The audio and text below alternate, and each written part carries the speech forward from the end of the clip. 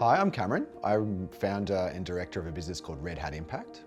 We created Red Hat Impact to respond to the gap in the market for impact businesses, to help get them from the stage where they're kind of using money from friends, family and fools, and maybe some crowdfunding to the point where they're bankable and investable. There's this massive problem through the middle there around how businesses can make that transition, how they can grow, which is not just a capital issue, it's also around intelligence and understanding and business strategy. And our business is very squarely targeting that missing middle so that we can grow more impact businesses in Australia. It's part of the evolution of the name, like why we're called Red Hat Impact. It's the de Bono kind of 6 thinking hats. And the red hat is the emotional response. It's kind of like you put the red hat on and you've kind of got 30 seconds to talk about how you feel about particular ideas or initiatives or whatever it is you're applying the de Bono creative hats to. What we find is that there's at least one every year where there's an emotional response from us to I really want to help make that happen. Like that thing that you just talked about, I want to be part of that. The very first ethical enterprise pitch-con, the guy stood up and he said, I want to make ethical peanut butter from East Timor. And I said, my God, I want to help you do that. I love peanut butter, I love East Timor. That ticks a whole bunch of boxes. I want to make that happen. There was an emotional reaction.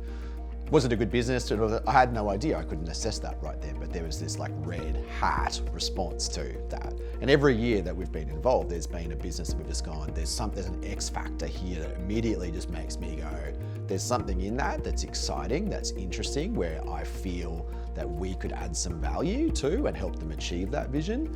And that just emotionally resonates with us in some way.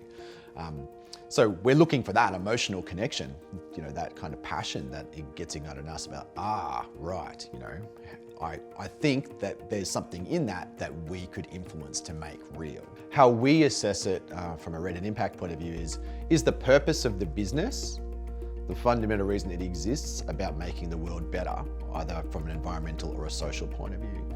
And what that kind of boils down to for us is, if we increase their revenue by $1, does their impact increase by a similar amount? So it can't be a tangential thing to the business where they happen to do some good over here. It has to be the core purpose, and where we feel comfortable that if I can triple the size of that business, then I'm tripling, or maybe more, the impact that they're going to have on the world.